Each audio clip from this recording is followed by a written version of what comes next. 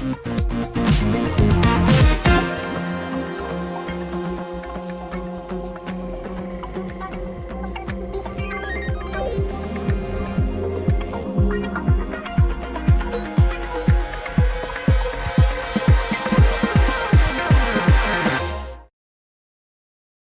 right. Good morning, everybody. Welcome to the party. Today is Tuesday, September 2nd, 2025. This is episode 952-ish. Hold on one second. Let me double look at this thing really quickly. Even that is covered up. We're going to go with episode 952. Please correct me in chat if I'm wrong. Of your Simply Cyber Daily Cyber Threat Brief podcast. I am your host, as usual, Dr. Gerald Auger. And over the next hour, me, you, Eric Taylor, Rick Kelly in the Midlands, Devin Grady, I think in the Midlands, Mondo Avila, Trixo Horner, Kimberly Can Fix It, Anthony S., Augusta Delgado, so many blue badges, Mara Levy, Not Only IT, episode 954. Thank you for the assist. And my man, Sean Kelly, we are all going to be shredding the top cybersecurity news stories of the day, and I'll be doing everything in my power to go beyond the headlines to give you more than just the surface level of the story. Yes, it's important that Iranian warships got hacked. Yes, it's important to know that ransomware is still rampant.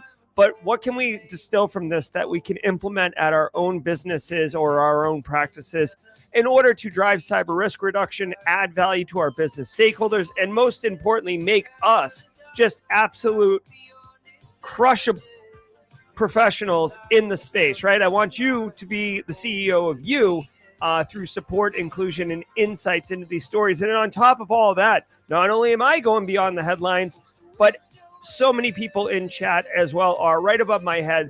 Hashtag Team SC, the Simply Cyber community members.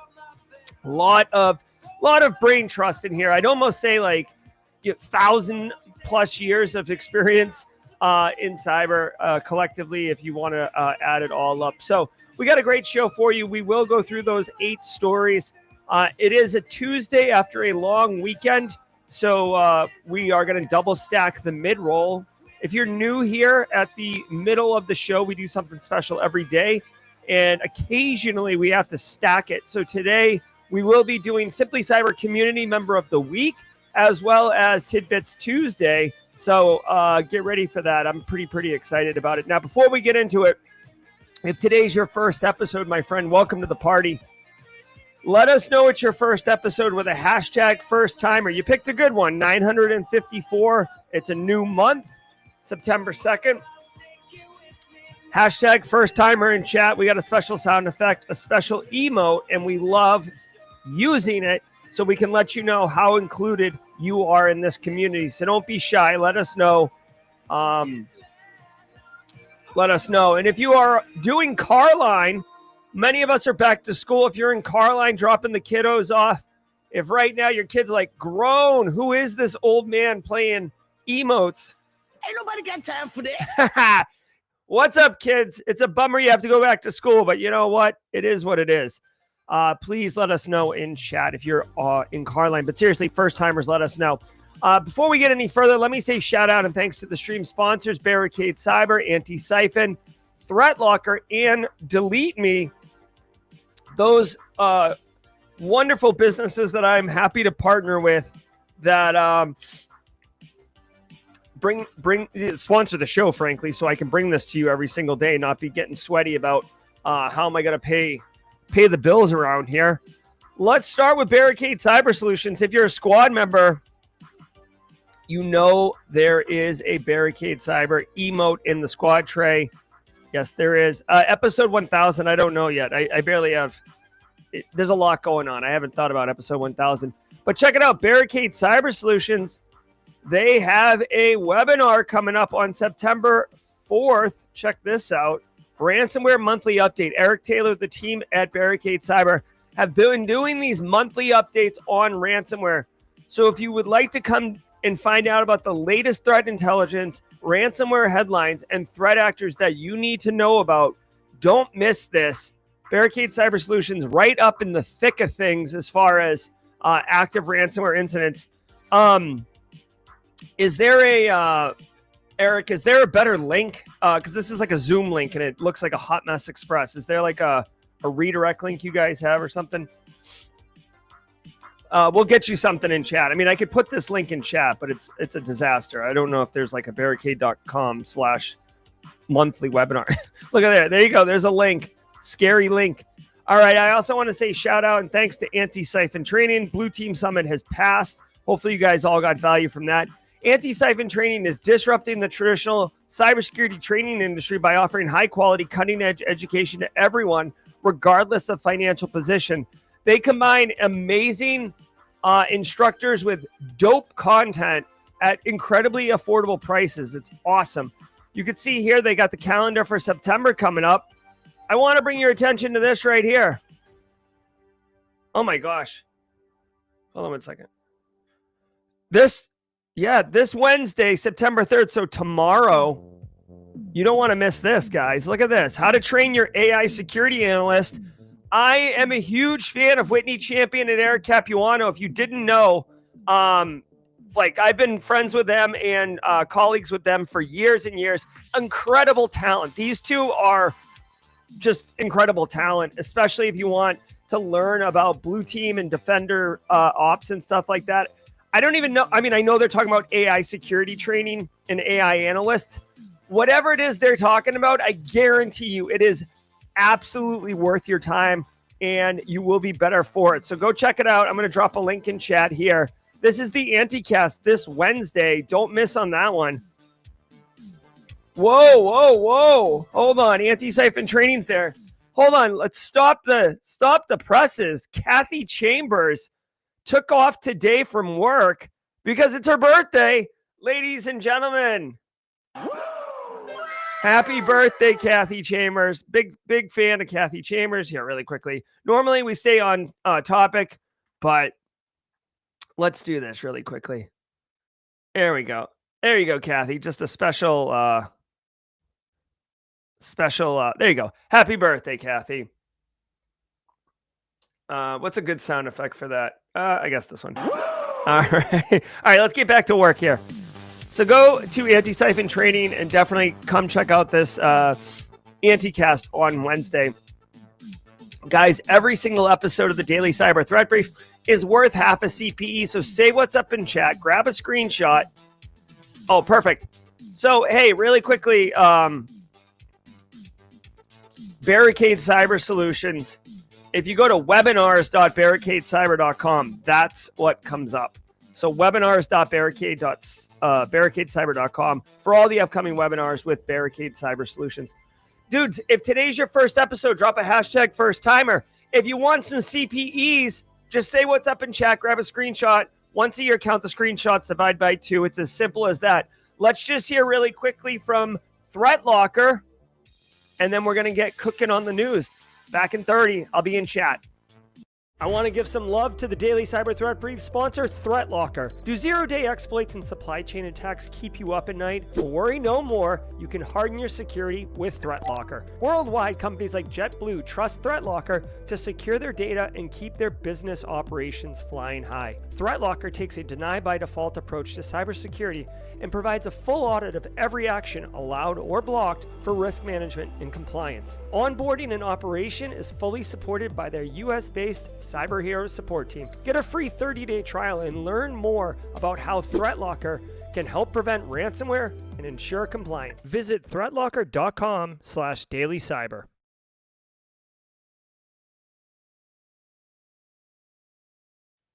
All right, team. That's it. Let's get to work. Sit back, relax, and let's let the cool sounds of the hot news wash over us in an awesome wave.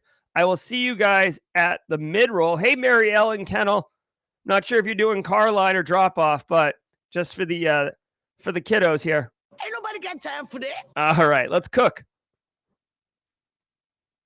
From the CISO series, it's Cybersecurity Headlines.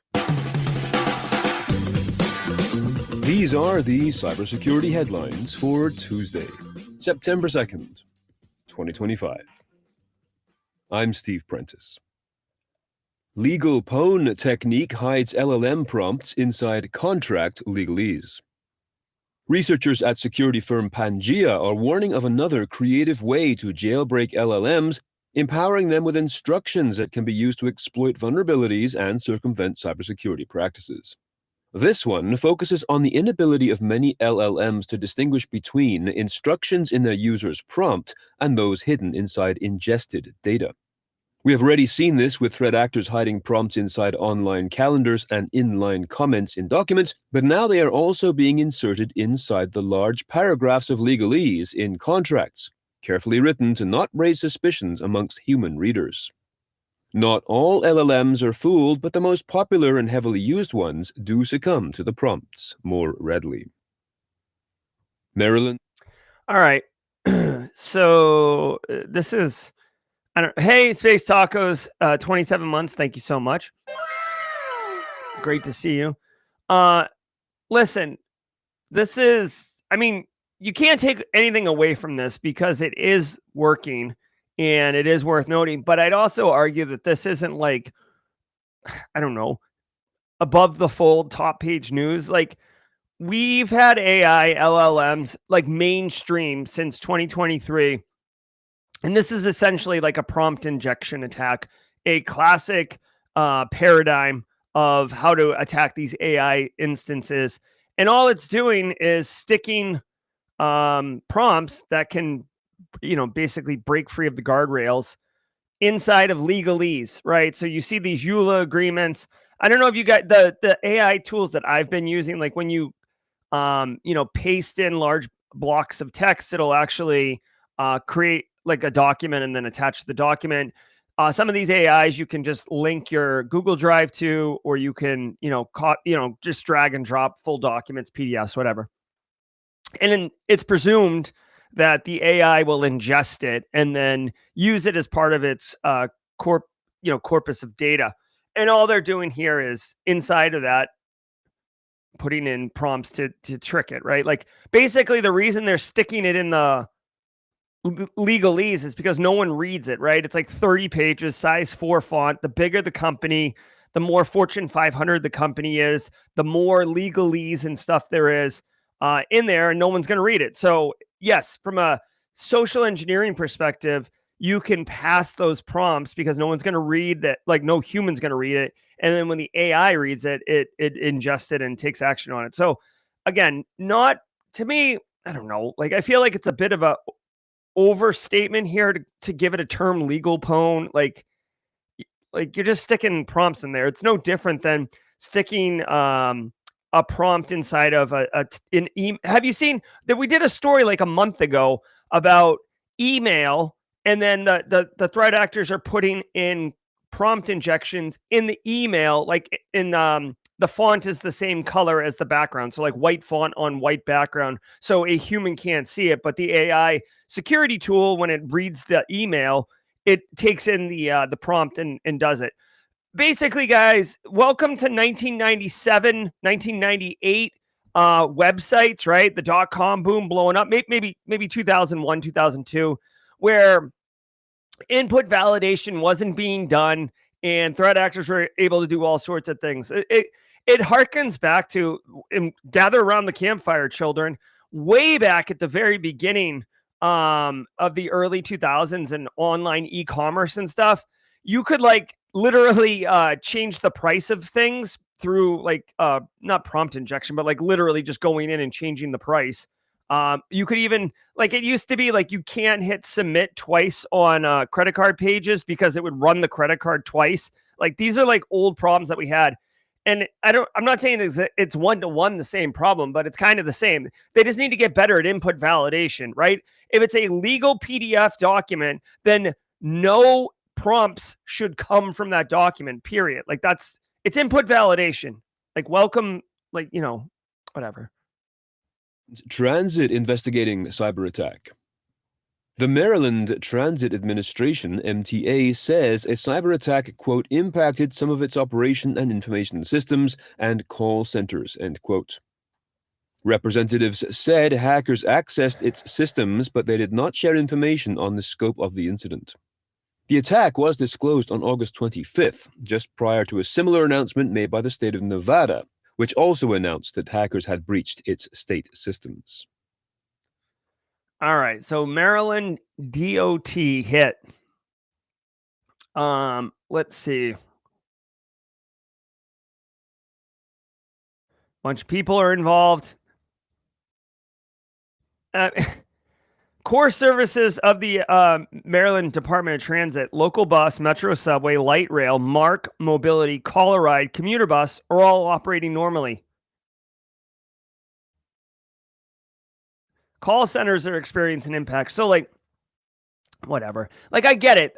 The Maryland Department of Transportation was hit, but it's like their business operations. Like, it could have been, whatever. God, what is it? Nabisco cookies, or a publishing company in Mount Pleasant. Like, it doesn't matter. It's like, I don't know. It's coincidental, honestly, that it's Maryland Department of Transportation. They are a government entity. Government has been very hot, right? Where's my hot button? That Hansel's so hot right now. Government's been hot. Nevada got hit. South Carolina's been hit. Texas got hit repeatedly. Rhode Island got hit a little while ago, like a couple months ago. Like, it's a thing, dude. Like, it's a thing. So every, federal government has tons of agencies. States have tons of agencies. Cities, local municipalities have different, organizations, right? Whether it's like the education or the water department or whatever. So when one gets hit, it is what it is. This story is about as thin as a sheet of paper, though. There's no insights into anything other than the Maryland back office got hit with some type of cyber incident. They don't say ransomware that I can see, but I don't know. It looks like ransomware. Usually when there's like a downtime impact, typically it's a safe bet to say ransomware. Hacker attempts to forge his way into Spanish university. This story highlights ways in which stolen PII does get used. Spanish police have arrested a 21-year-old individual for allegedly accessing a government website to alter his high school and university entrance exam grades, as well as those of some of his friends. As posted by Graham Cluley in Bitdefender, quote, according to investigating officers, the work accounts of at least 13 professors from various Andalusian universities had been hacked, end quote. Some of these teachers apparently were responsible for preparing university entrance exams in the country. Brokewell. All right. So, yeah, I mean, yeah, hacking your grades. I mean, back in the day, guys, Matthew Broderick, the movie War Games, which, by the way, what's interesting? Like, this is what he did to start the movie off, and it's like what hooked so many people, right? Was hacking in. The password was pencil. He knew where they kept it. It's a cool movie. I will say, hacking your grades is not a new phenomenon. They actually list here a couple instances where a kid at University of Kansas upgraded all his F's to A's by using a keylogger, to steal creds. New Jersey teenager, Dirty Jersey, hacked into a computer to inflate his grades so he could reach an Ivy League school. And this dude basically hacked 13 different professors' accounts and tried to change his grade for him and his friends. I don't know how they caught him, honestly. But, whatever. Like, I don't know if he's going to go to jail. Did he get arrested? Hold on one second. 21 years old. And, yeah, he basically altered grades, identity theft, changed emails. Yeah, I don't know. Oh, this is dumb. So he actually had a notebook on him with a list of the grades that he had changed. So, like, basically the smokiest smoking gun ever. Like, this thing is like a fog machine, the amount of smoke that notebook is putting out. So he's done. He's done. I will tell you two things. One, well, I'll tell you a couple things. Number one, I'm faculty at the Citadel Military College. So my students are 18 years old, so they're young, right? And I actually asked them last Thursday, I was like, what's a hacker movie you guys know? Because I was trying to I had an analogy. None of them knew Swordfish. None of them knew Sneakers. None of them knew Mr. Robot, which kind of surprised me. Half of them knew War Games. So Matthew Broderick, 1983, classic. Way to go, staying in the meta of our world. Yeah. So, and then just so you know, I always use hacking me and changing their grade as an example all the time, to teach them things. All right. Android malware delivered through fake TradingView ads. Researchers at Bitdefender are warning of cybercriminals who are, quote, abusing Meta's advertising platforms with fake offers of a free TradingView premium app that spreads the Brokewell malware for Android, end quote.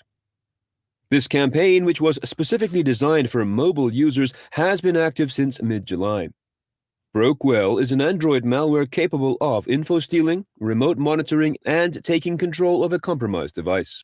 The ads replicate the branding and style of TradingView, a legitimate charting and financial analysis platform and social network. These bogus ads offer a free premium app for Android. All right. I mean, this is legit. So check it out. It's got, a good review. Everything about this looks legit.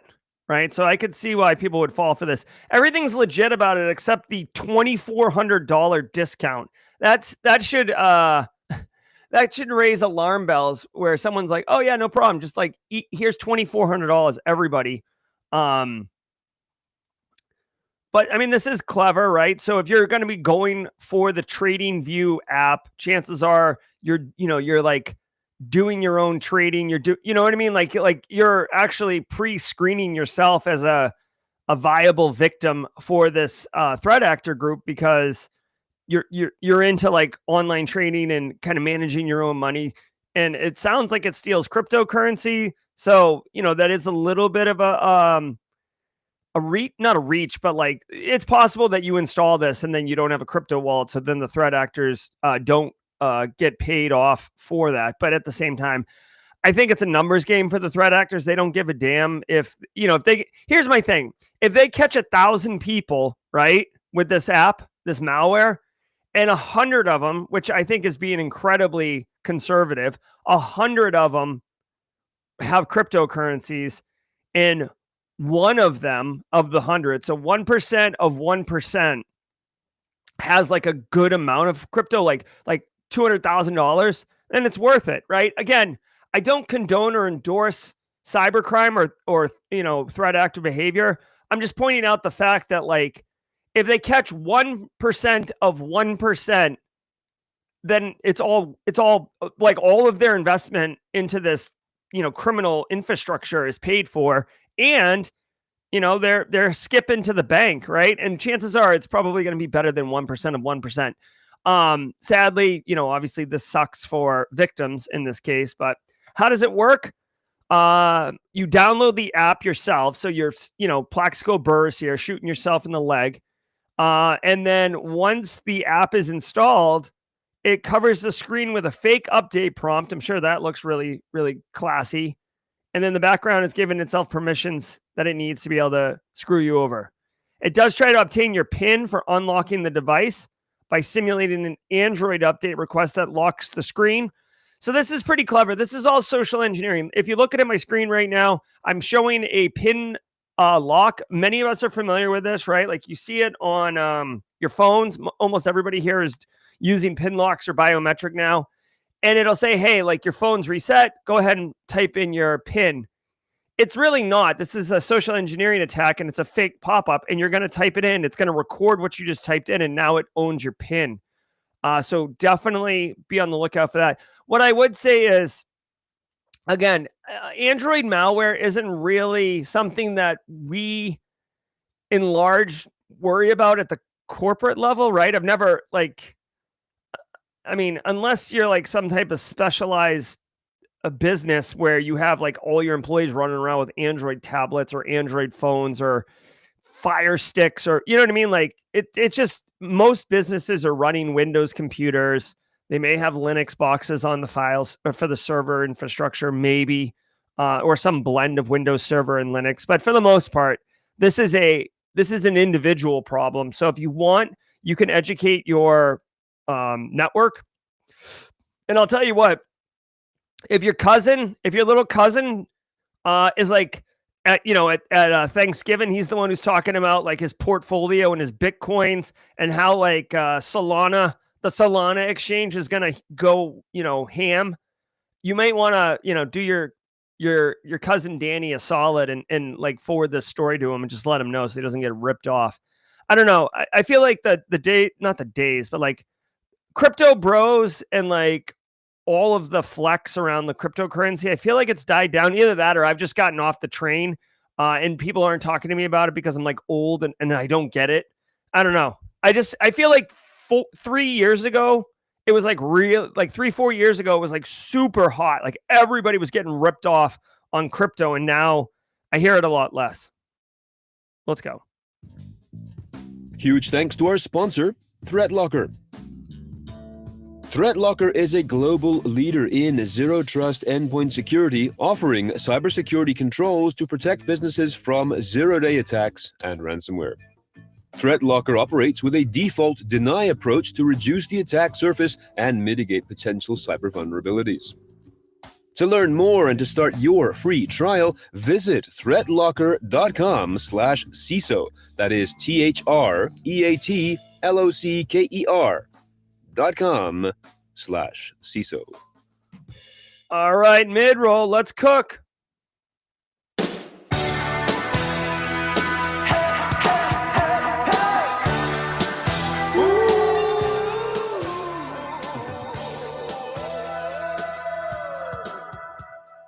Yes, sir. Yes, sir. Yes, sir. Hey, everybody. Welcome to the mid-roll. I hope you're enjoying the show. Episode 954. I'm getting vibes. Dude, 3-day weekend had me sliding left, right, and center, but I do feel recharged. I do feel relaxed. I do have to go to campus right after the show, but Eric Taylor's going to be taking over jaw-jacking. I hope every time you hear this song, you think of Simply Cyber, because I certainly do. I actually had someone text me. James McQuiggan at 35,000 feet text me.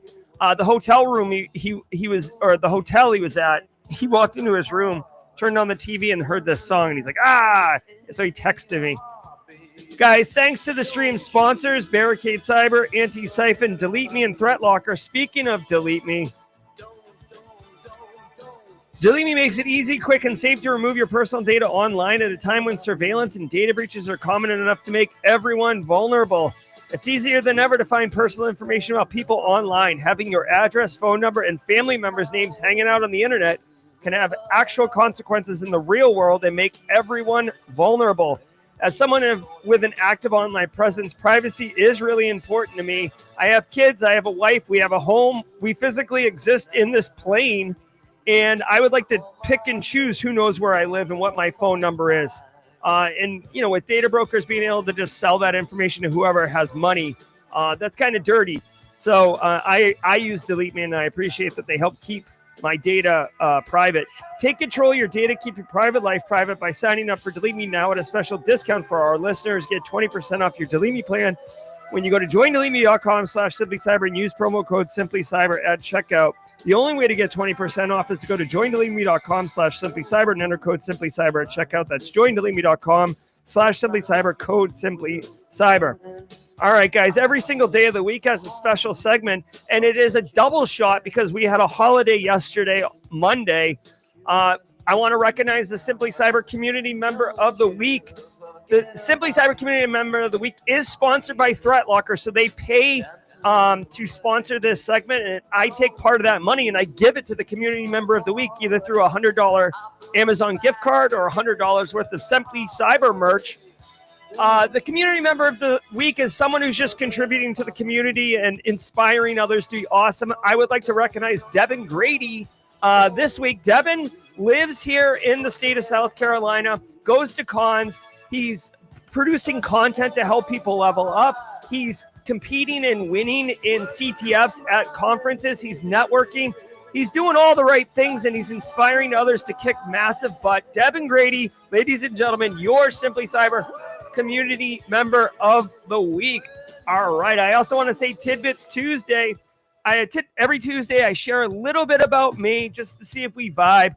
I want to tell everyone I have one of the banes of my existence is, right, really quickly, not to take away from Devin. I'm sorry, Devin, but I just want to fill both slots today. So when we do the we'll put Devin back on. For Tidbits Tuesday, I just want to share a reality that I've been dealing with for everybody. So during COVID, I was one of the people that bought one of those large stock tanks, like the 8-foot diameter stock tanks, and converted it into like a little pool. And I stuck it on my back patio because you literally couldn't go anywhere. So like it wasn't even a pool. It was like basically a way to chill out. It gets wicked hot here in the summer and in the late summer, early fall here in the low country. So we had this like little cooling pond water thing. Anyways, post-COVID, I've got that thing on its side leaning against my fence where it's been for like a year and a half. And I have got to get this damn thing off my property and out of here.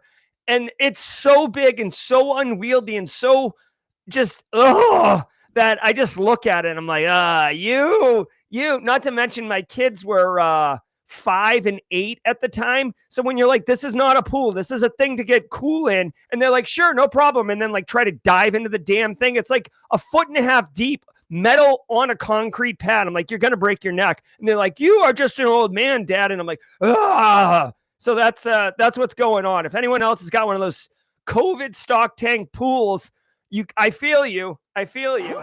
All right. For real, though, Devin Grady, your Simply Cyber Community Member of the Week. Alpha Sierra is going to lead us off with our la's. You know the words. Go. Also, Marcus Kyler, I saw your message about the speaker for SCCon. I will get that sorted out when I get back from campus. Let it wash over you, everyone. Let's go.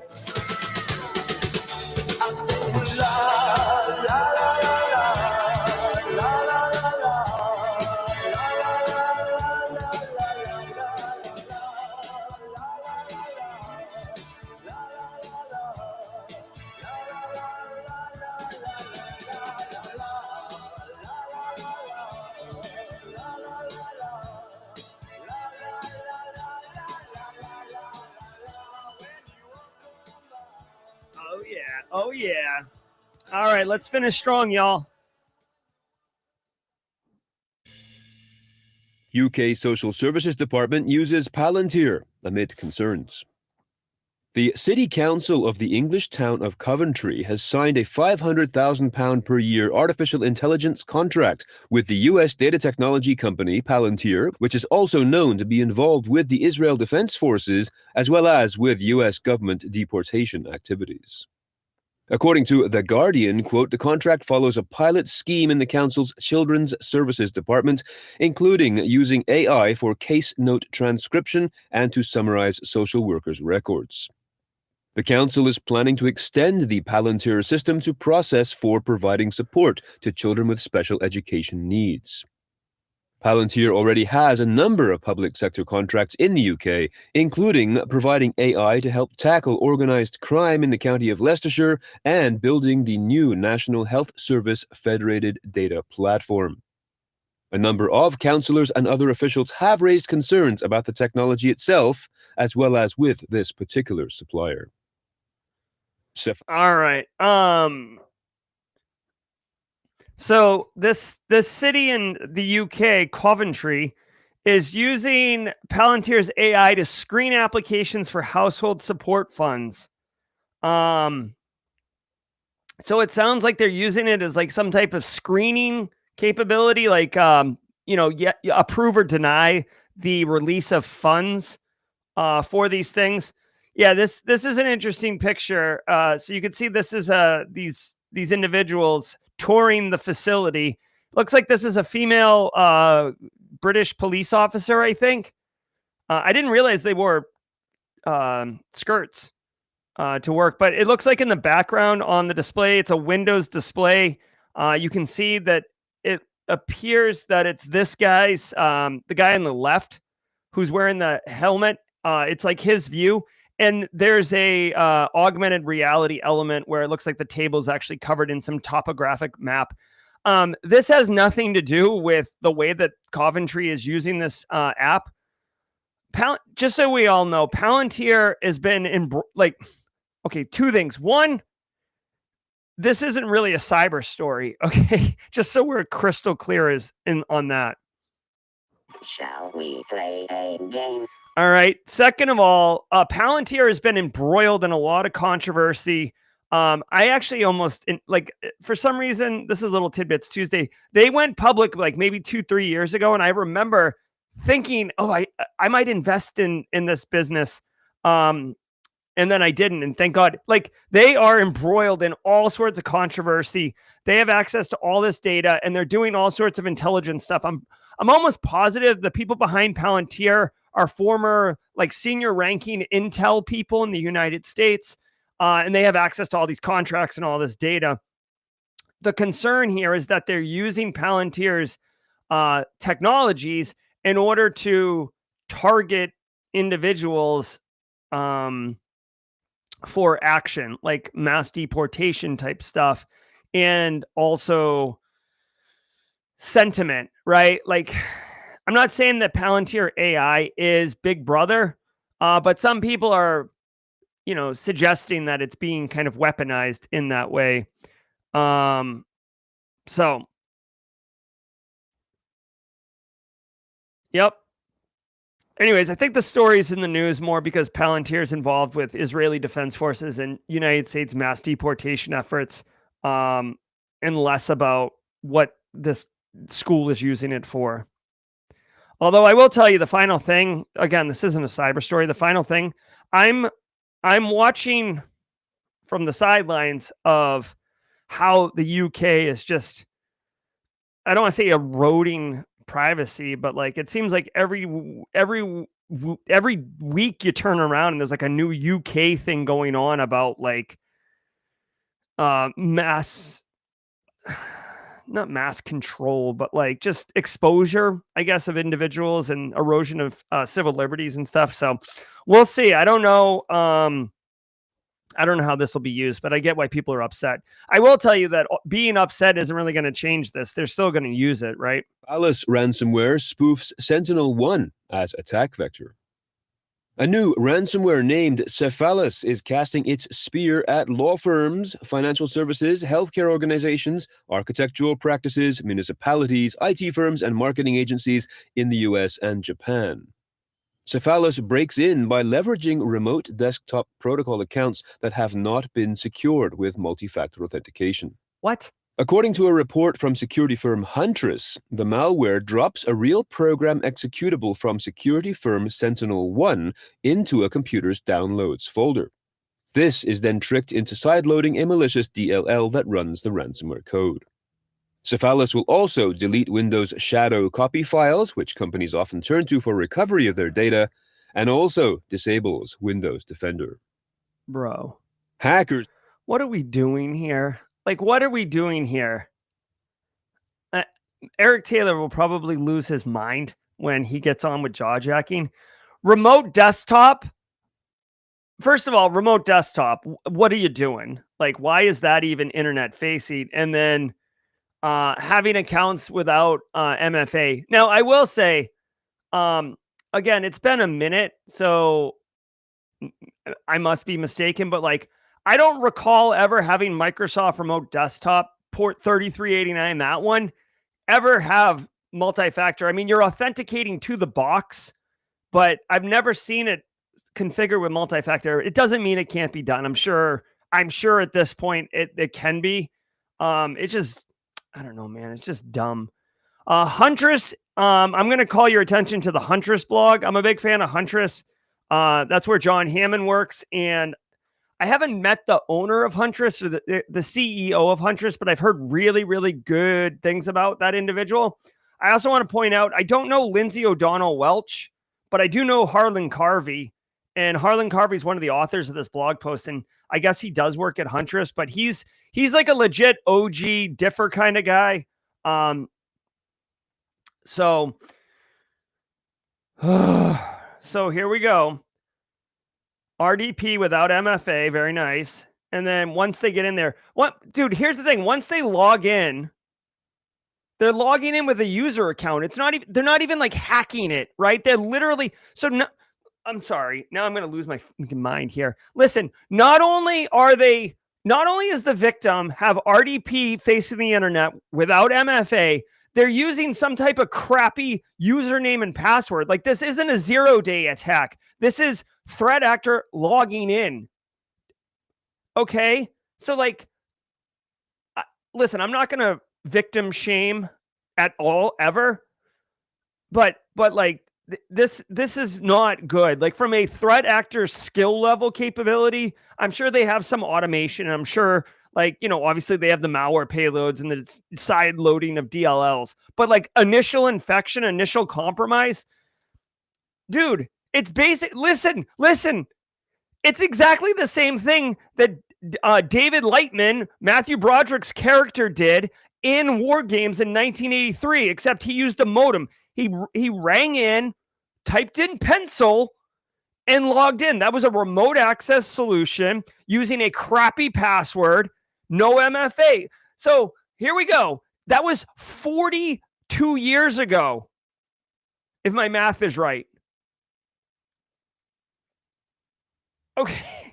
This is why when we're screaming about like, oh, like CASB solutions and DLP and next gen firewalls, and oh my God, have you done like conditional act? Like, yeah, all those things are important, but like you could do all the things, and then you have this foundational issue that was demonstrated in mass media 42 years ago, resulting in compromise. So yeah, it's pretty gross. I'm not a big fan. I do appreciate Huntress writing this up.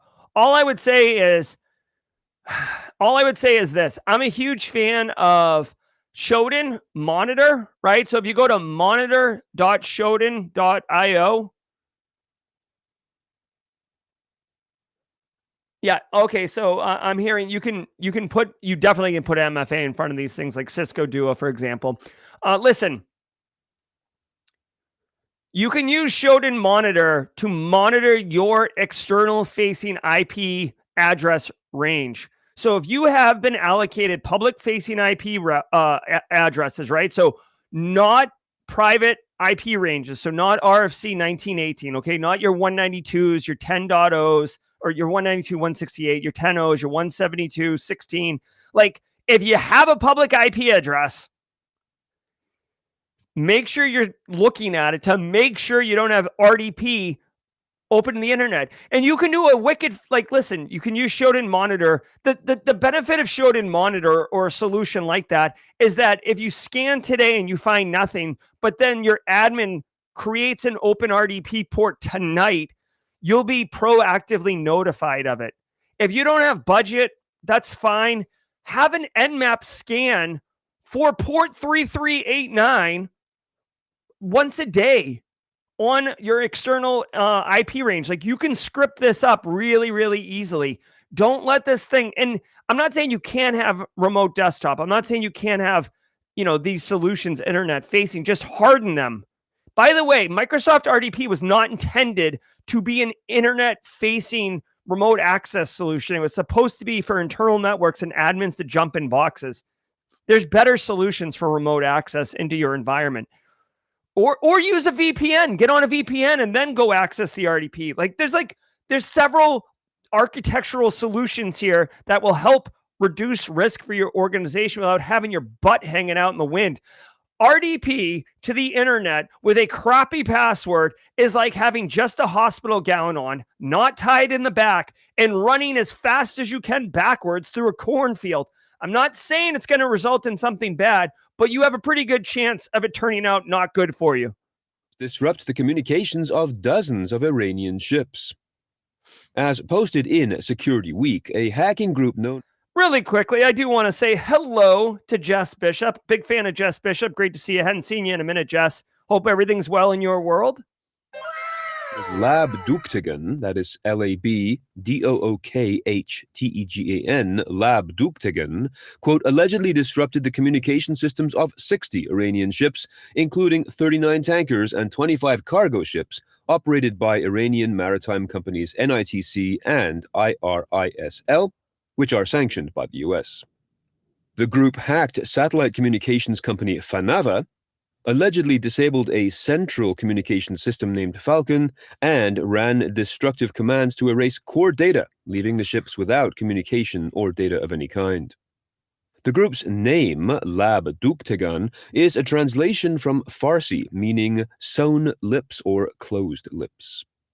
Little is known about the group, even where it is based, but it does focus on targeting Iranian state infrastructure and is perhaps most famous for its doxing of Iran's APT-34 hacking unit in 2019. Dude, Almost all. This is like a super legit hack. Like, you might think, oh, like whatever, like, hold on, what is this?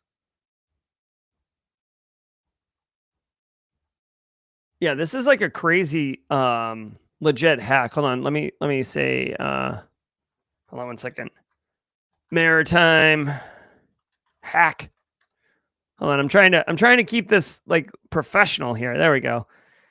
Maritime hack. Listen, dudes, like 60 ships, the threat actors hacked the satellite communication. A lot, like, I'm not a maritime person. I'm not, some Coast Guard expert or anything like that. I've been on large vessels before, and kind of got to be on the bridge. So I have a little bit of experience in this space. When I went to Antarctica, every time I went to Antarctica, they would put us on these large research vessels, but it's like super not like a cruise ship. So you can go sit on the deck. I mean, sit on the bridge and talk to the captain and all the first mates and stuff. Anyways, there's an ass load of technology running these boats. Like, I'm telling you right now, it's like Google Maps, except like instead of following the directions on your Google Maps while you're driving, like it's almost like the boat is told to follow the Google Maps, right? And like the pilot of the boat, the captain of the boat, is more just like keeping an eye that you're not going to like do something dumb, like drive into an iceberg or drive into a bridge or something like that, or drive into another boat. So the communication, the coordination, the uplink to the satellite, all that is super important because there's I'm sorry, did I swear? Oops, sorry. There is so much dependent on technology that the hackers disrupted that communication channel, which could already be really disruptive. And then this is what takes it to the sophisticated level. Sorry, Kennedy.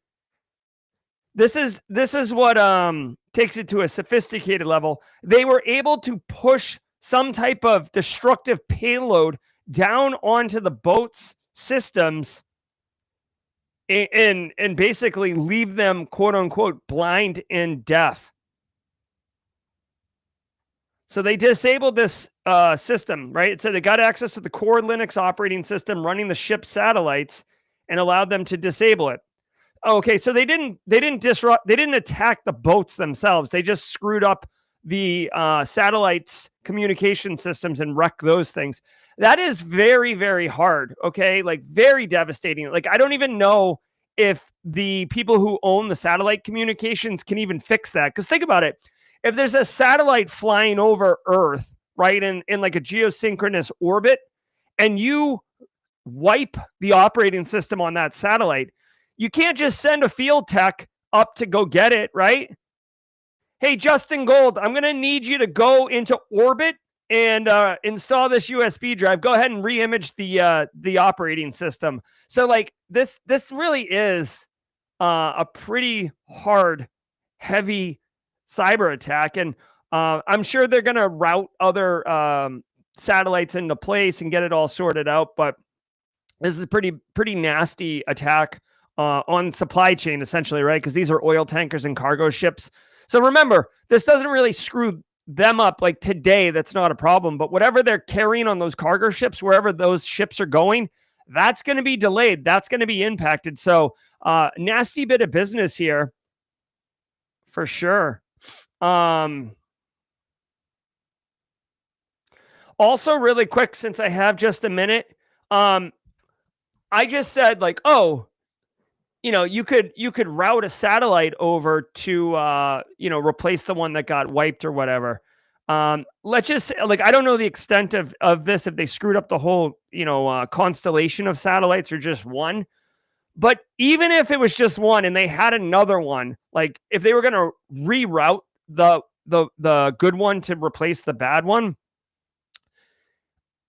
it is nothing like you see in the movies, right? If you've ever seen like these movies with the CIA and they're like, oh, hey, can you reroute a satellite to take pictures over this, enemy encampment in the desert? And they're like, sure, no problem. Doot, doot, doot, doot. And then it shows like a shot from like the moon and you see a satellite, get rerouted. It is nothing like that. It is way more complicated for many, many reasons. But if you're interested in learning about cybersecurity in space, this is all a long way for me to get to this. I want to tell you two things. One, Tim Fowler over at Antisyphon. He is kind of like who I think of when I think of cyber and space. You can see here, YouTube's Antisyphon training. This is an hour-long webinar on space and cybersecurity, and this is Tim right here. So if you're interested in like even a minute of space and cyber, this is definitely a great worth your time. Also, there's a book that I want to tell you about. So I think it's Space and Cybersecurity book. It's like there's only one book, and it's like the definitive book on it. This one right here, Cybersecurity for Space. I've read this book. Jacob Oakley's book, Cybersecurity for Space. This is pretty much the definitive book on it. And honestly, guys, it really gets away from cyber. Like weight really matters. Energy consumption really matters. Things get disrupted on launch. Things get disrupted on deployment.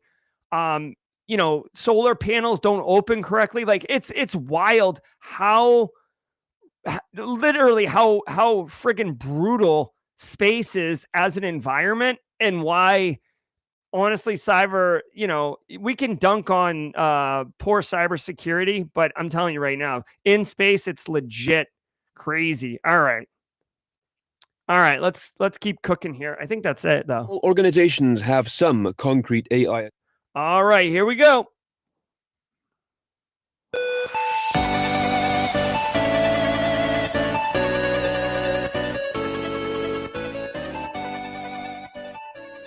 All right. That's going to do it for today's show. This was episode 954. Hey, Clay Shannon. This was episode 954 of Simply Cyber's Daily Cyber Threat Brief. I was your host, Dr. Gerald Auger. I hope you got value from it. We'll be back tomorrow for Worldwide Wednesday. Again, thank you, Simply Cyber community. Shout out to Devin Grady for being this week's Simply Cyber community member of the week.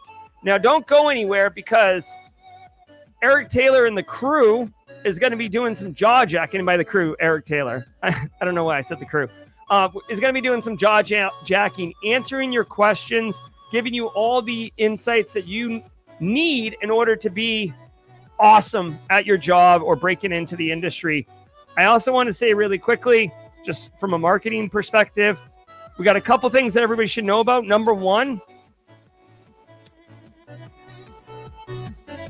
Simply Defensive is on at 9:30, talking about SOAR, security orchestration, and automation, and I forget the R, but whatever.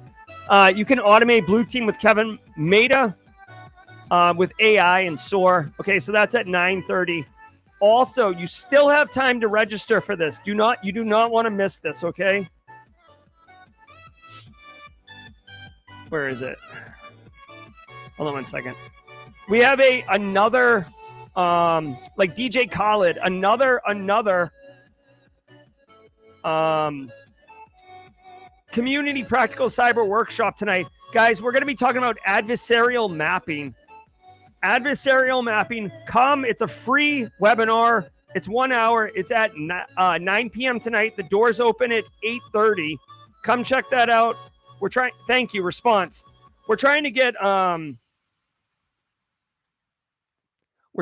these community workshops up and running. So here's another free one. Can't wait. Come out, learn how to do adversarial mapping, pick up a skill, get a CPE, get a certificate of completion. It's all about good times, community, and helping you guys level up. All right, I've got to go to work. I'm Jerry from Simply Cyber. I leave you in the hands of Eric Taylor. Please get value. Have a great day, and I'll see you tomorrow at 8 a.m. Eastern for the Daily Cyber Threat Brief.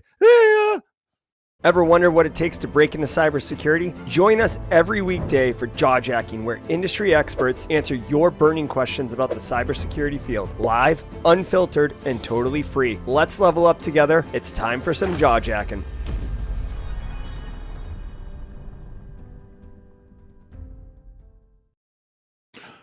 Good morning, good afternoon, good evening. Welcome to Jawjacking. It has been a while. Sorry I've been missing the past couple weeks, or last week, maybe one other week. Been doing a lot of traveling and had a pretty heavy caseload, but glad to be back and be here to answer any of your questions. If you're new here, this is the first time listening to me yammer, you got questions, definitely put a Q : mark in there, because I do Control F and try to find those and be able to answer your questions. So it's a really easy way for me to be able to find those and be able to get those things answered. While we're getting started, who's going to be at Wawa Hackenfest in Deadwood this year? If you missed last week, I believe it was last week, we gave away 5 tickets. Both the winner was able to pick online or in person, or virtual or in person. So if any of the members here are part of that, then congratulations. I don't remember, unfortunately, who it was. But we'll pretty much, I think, have just about the entire Barricade team at Wawa Hackenfest. So we'll try to come up with some sort of meeting type of thing. If you are a senior level, or if you're IT, and business owner, and you want to meet with me, we're going to try to come up with something, make it impactful. I know both there's going to be a Q&A panel that's being added between me and the CEO of PlexTrax. So it'll be a red team versus blue team type of, Q&A, and we'll just kind of do what we do. So if you're going to be there or online, I believe it will be streamed online, but definitely look out for that if you want to hear some more colorful version, because while I can't go full tilt, you definitely have a lot more flexibility on that platform, right? So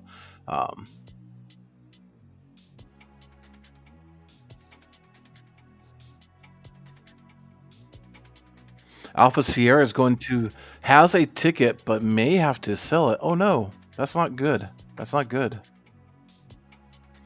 So if you are not in the Discord, definitely go do !Discord into the chat and get the Discord link.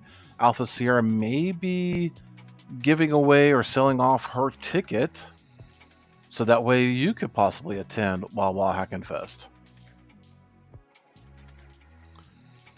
Let's see, Carrie, how's the weather for you? Did you grill anything for Labor? Carrie, I have not fired up the smoker or the flat rock in probably a month. And I was thinking about that the other day. Work's just been crazy. So I am overdue to do something long, slow, and that's going to be taken the wrong way. Let me rephrase this. I am overdue for a long smoke on the pellet. Any fun 3D projects recently? So Chuck, I've actually, let me grab these. One of my other kids, he wanted to have a banana katana. I think I showed this. I don't remember, but you could fling it out and it's a banana katana. So I printed out 3 of them, so that way him and the grandbabies can fight it out. And it's got, even got magnets there, so it actually sticks together. One other one I'm kind of messing with, I seen online. So everybody's seen the picture frame stuff, right? So you've got these type of molds, and they pretty much screw together and link.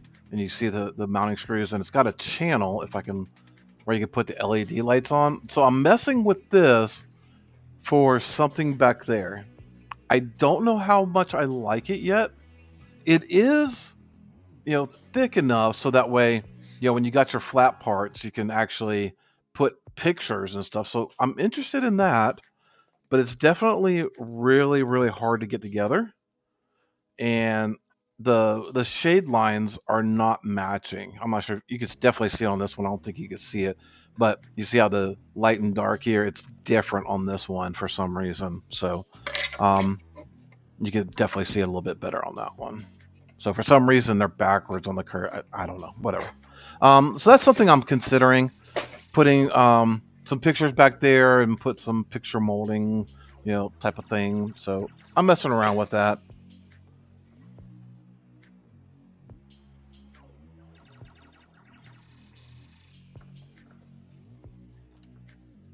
Let's see what questions we might have.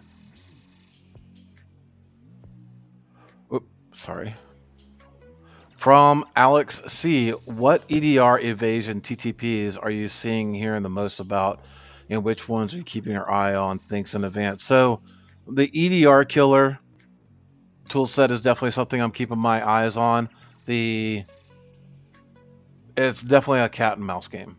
So, the manufacturers, coders, creators, whatever you want to call them, of EDR killer is always advancing their TTPs and trying to do their evasion, and then it gets leaked through attribution and trying to leverage that tool against known impact devices or organizations, and then they get those TTPs and they advance and pivot and all that. So it's that one is definitely one that stays on my radar a lot.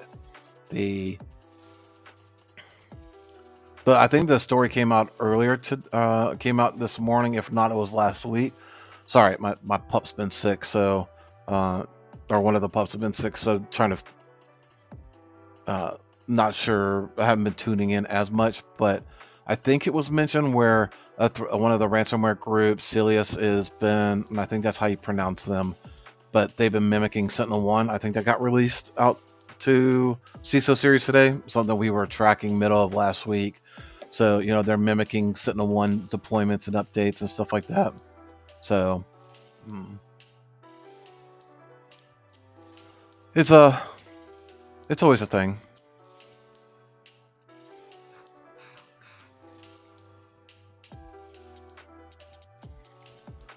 Flex tape it? No. No.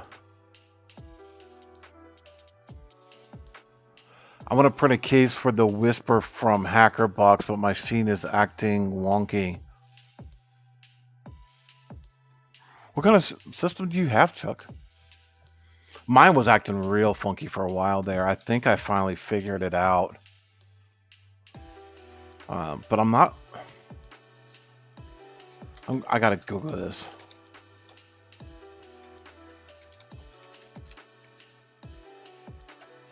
Whisper from HackerBox.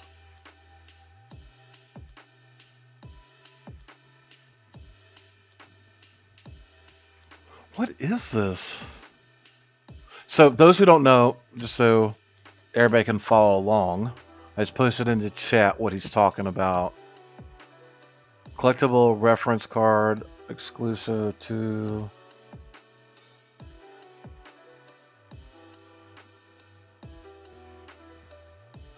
What in the world does this thing do?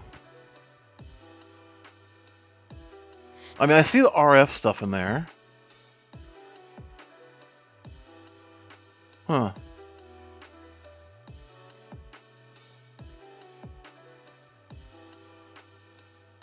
Battery shield. Yeah, that's cool.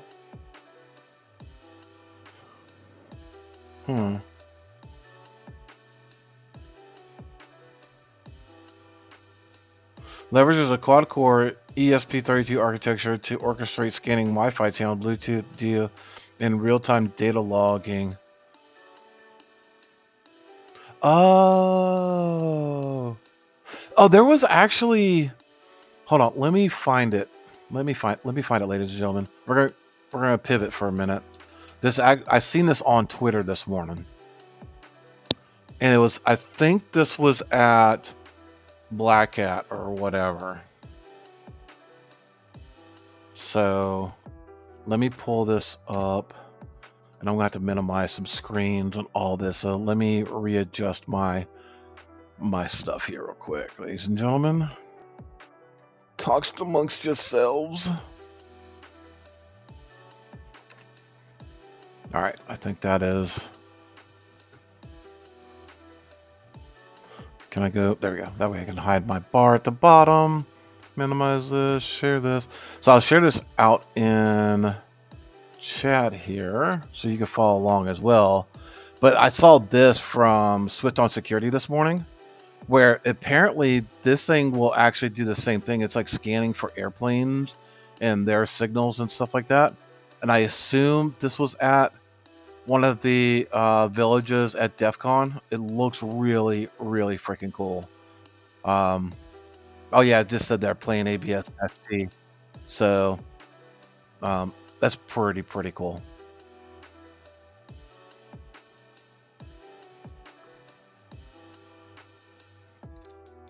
So maybe something else to dive into.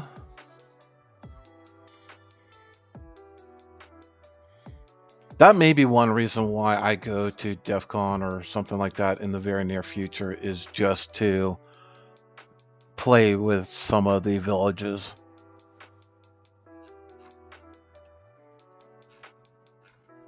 I think my chat is broke. Either that or everybody's brain just rebooted.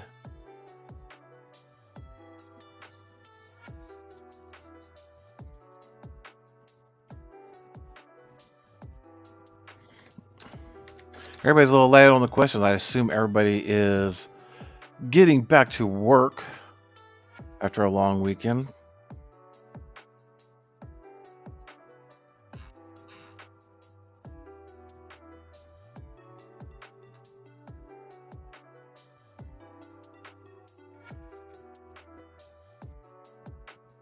All right, so let's see. What can we talk about, ladies and gentlemen? There's definitely no questions coming in, and definitely the silence is deafening. Let's see.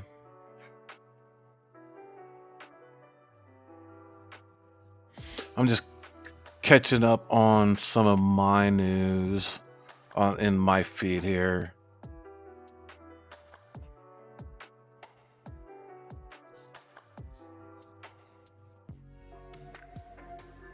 I think this just came out. Oh, this is a couple days ago.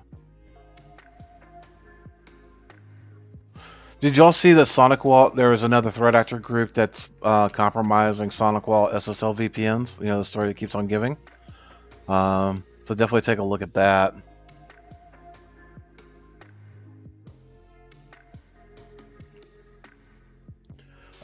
Question in from Maxi Blank. How do you budget for going to DEF CON, paying your own way?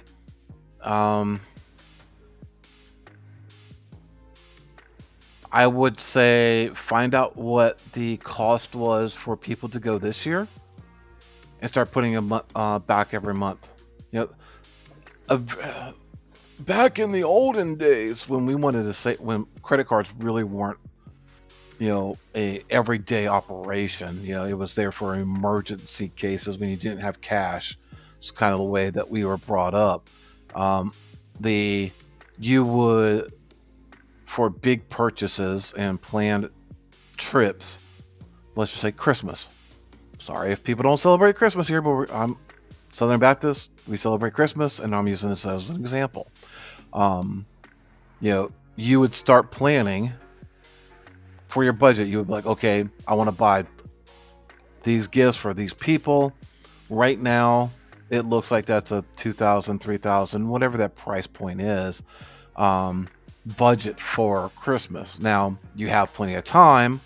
Let's say you start in May or June, and you know, knowing that you're going to have to pivot on some toys or whatever that for the latest greatest things, but you at least come up with some sort of budget, and every month you would put some into a savings account, and then when it got closer, around the Black Friday deals, when that was really a thing instead of a Cyber month or whatever, or Black Friday month or whatever. So that's kind of how we did it back in the olden days. So even putting cash into envelopes and setting it off to the side, so that way that cash wouldn't be able to be spent, right? Unfortunately, a lot of people, I wouldn't just say it's a generational thing, but it's much easier and it's a lot less painful to swipe a card than to hand cash over. So Kyle, yeah, it is a Dave Ramsey thing, yes, but it's been around a lot longer than Dave Ramsey. Like, I grew up on it. I'm approaching 50. So, and I think I'm about the same age, maybe 5 or so years younger than Dave Ramsey, roughly. I don't know his exact age, nor am I disclosing mine on live stream. I mean, he's definitely a little bit more senior than me, but not enough. But again, it's stuff that our grandparents were teaching us, right? So you would literally budget. But yeah, Dave Ramsey goes through it. He's made a very successful business and career off of regurgitating and making things that we grew up on from boomers, and because I'm one generation newer than the boomers, so that's what boomers were teaching us. So, and I think a lot of those values need to be stretched upon. So, all right, I know we did see a couple questions come in, I think. All right, from Alice Grimm, what is something another practitioner said that stuck with you and helped you on your journey? I will not say a practitioner, but I will say a client. Early, I did not learn this lesson until I got into forensics. All the years of IT, network administration, everything like that, we were working a ransomware case with a client. And it was early on of me branching from pen testing to digital forensics. And he made the reference, and it's always stuck with me, that not all data is considered the same. And he used an analogy that I use today as well. When you go into a fire, you don't just run in and start grabbing everything. Right? I mean, you can, but the most important stuff in that house may get burned up. Let's just say your kids are in the back room, or your puppy, or your kitty, or family heirlooms, or insert valuable item here that's important to you. But I'm running in, I'm grabbing your couch, I'm grabbing the pictures off the wall, because that's the first room that you entered into a burning house.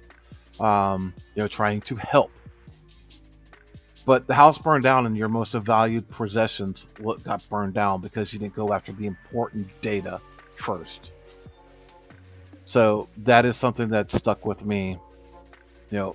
Not all data is considered equal, and identifying the most critical data as part of the organization is key, especially when you're trying to develop your... I mean, I kind of knew this server depended on this one, and I kind of tied the whole story together in a lot of stuff that we talk about. Building out a disaster recovery plan and trying to come something that's cohesive. So, but yeah, that's one thing that really helped piece a lot of stuff together, and that came from a client.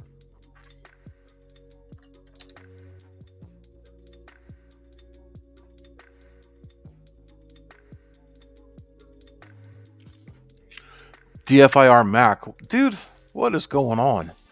You're doing digital forensics on a Mac? Lord be with you. How do you compare SANS courses versus a degree for hiring?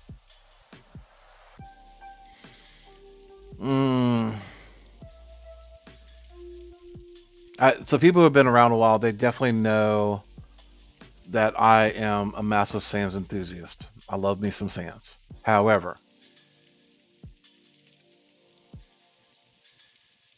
I don't think it should, unless you really have the financial means to do it. Don't go out on your own, right? I know there's some master classes now with SANS, and I haven't really vetted it out. And I'm really, for our industry, I am really, really mixed on degrees. I really am. You know, when you go to college, you become naturally a more supposedly a well-rounded individual because you learn about the arts and the histories and world geography, and you learn about so much more stuff than just a focused concentration of your degree, right? You're learning further math, you're learning further English, so college is supposed to be helping round you out as an overall rounded individual. But going into, yeah, I don't ever like going into debt. This business is completely debt free. I'm debt free, except for my house, which we're going to be done. Whatever. Sorry, about to go on a Dave Ramsey rant for a second there, but I don't.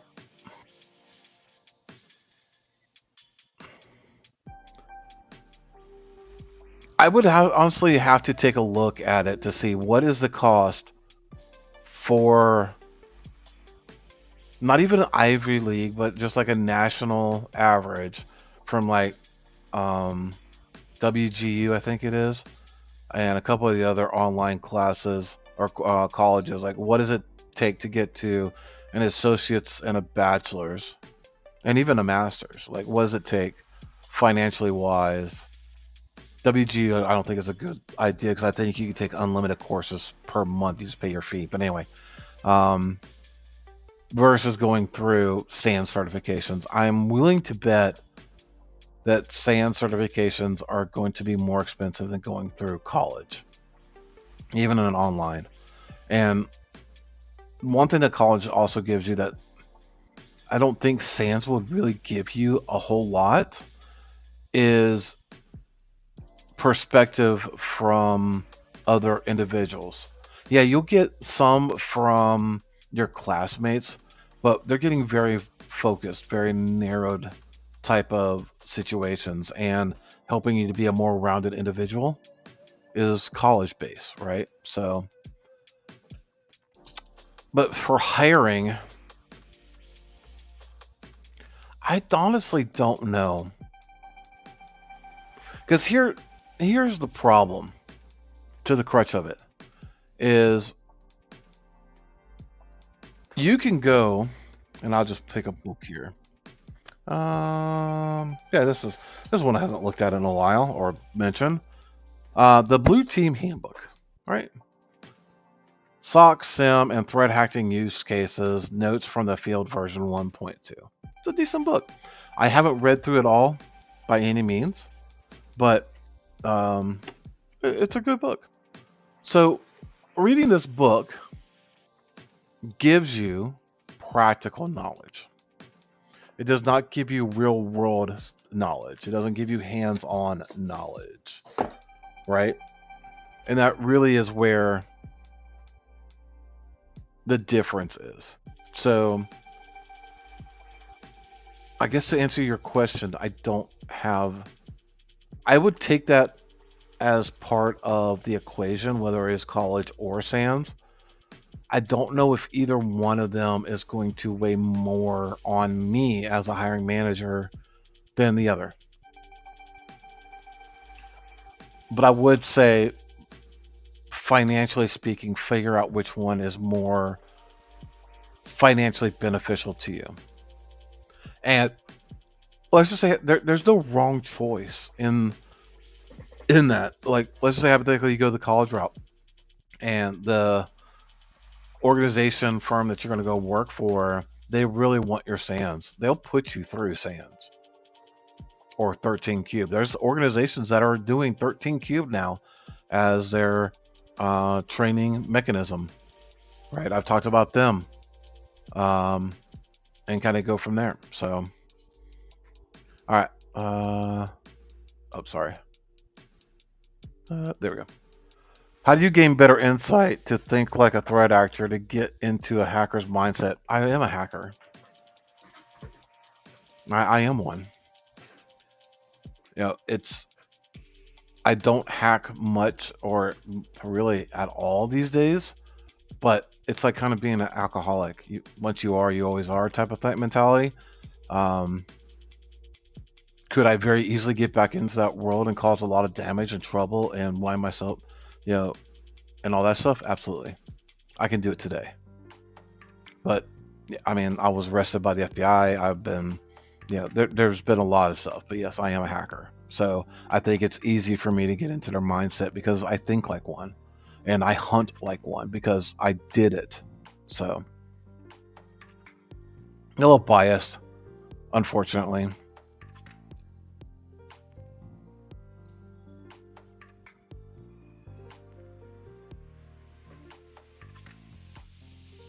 Taiwan Gong, why do people crap on associate's degree? I have one in Cisco security. They have an associate's degree in Cisco security. You may have a certificate in Cisco, like the CCNA, CCNP, something like that, but I don't know if there's an associate's degree in Cisco. And I don't really, me personally, I don't crap on an associate's degree. I'm not sure why anybody else would. May people want more than associates, maybe a bachelor, do a 4-year versus 2-year. I can see that. But I think people should be like, okay, you got an associate's. That's a good first, good step. Are you continuing that into a bachelor's, or what's your goal here?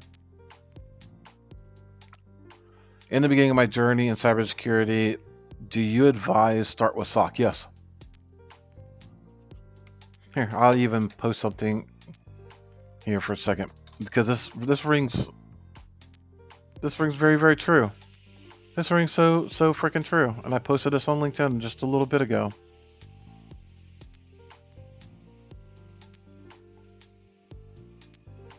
Bear with me one moment. Oop, I definitely clicked the wrong link. All right, share. Window, boom, share. Okay, cool. So I'll post this in the link as well. But, how do I get into cybersecurity? Learn network fundamentals first. And I go into it, right? This is the problem, and I'm not talking down to you by any means. I'm just trying to do an educational. This is kind of what I go into in the post. You don't go into pediatric cardiology right away. You don't go to school and okay, off to pediatrics and doing heart stuff. And those who know, that pediatric cardiology is definitely a department that is near and dear to us. But you go through school, you go through residency, you become a doctor or a fellow, and then a doctor. And then you go into specializations. You go into pediatrics, and then you go to cardiology, and then pediatric cardiology, or something like that. But there's even more school and more learning. You have a broad understanding when you become a doctor. A broad spectrum of things, but no specific niche in medical. That's why they call it practice in medicine, because you're practicing. And you have to go through you have to go through the gamut to get to a specialization, and cybersecurity is a specialization. I wish people would stop telling you that you can go straight into cyber. You can't. Well, you can't. No, back up. Yeah, you absolutely can. You're going to fall on your face 99% of the time. Yes, there is that 0.1% that would just excel and just grasp it and know it, and there are those people. Absolutely. Maybe 2% of people. But it's such a small, minute thing that, you got to go on a journey, unfortunately. But yes, start with SOC. Start with help desk, then go to SOC. But definitely look at SOC, definitely look at help desk, learn the basics, get through it, and kind of go from there. My employer is paying for the course, but should I still get a degree?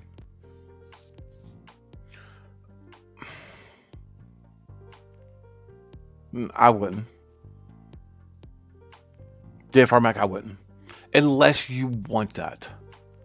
Unless you're going for like some Fortune 500, Fortune, 250 or whatever, like CISO role. Like you want to get at a larger firm and you want to be in management, I wouldn't. I wouldn't. Because they're going to want that degree. And you can couple your SANS with the degree. And it may be at a point now where the degree from SANS is equivalent to organizations.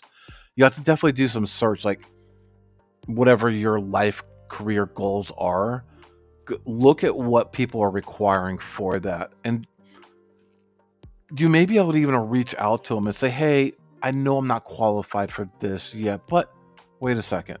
Quick question as I'm going through my journey. Would a SANS master degree be an equivalent to this? Or you may even start that out because they're probably getting flooded with so many. Just like send a message, SANS master's degree, ? And then underneath it say, I'm on this path. I note that your job post requires A, B, and C. As a hiring manager, would my path be an acceptable substitute? And then I'll phrase it that way. To me personally, I don't see much of a difference. But we're the small of the SMBs here, so.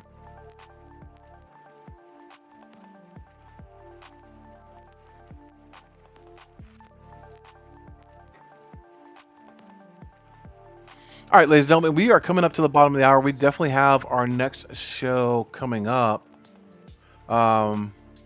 Last question here from Andrew. Is WGU IT degree a good starting point for certs and degrees? Yeah. Casually Joseph, who worked for us and now works at Palo Alto, don't quote me on it. I think he was going through Strayer University. Whatever university it was to begin with, but it was a complete train wreck.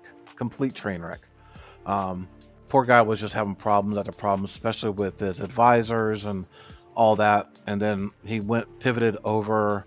I think once he got his associates, he pivoted over to WGU, and he just flourished over there. He had nothing but good things to say about it, and it really helped him out a lot in his path. So can't recommend WGU enough, at least from my third party. But definitely I know people here in chat use WGU, so definitely ask around, definitely go talk into Discord. With that, ladies and gentlemen, we're going to sign off. Stick around. We are going to pivot over to Wade Wells and Josh Mason's show, but we are going to close out with the outro because normally we run up right up against the time, so we do have a few moments. I do want to close that out. Again, thank y'all so much for tuning in. My name is Eric Taylor, Barricade Cyber. It's been my pleasure and honor to fill in for Jawjacking today and be able to answer your questions.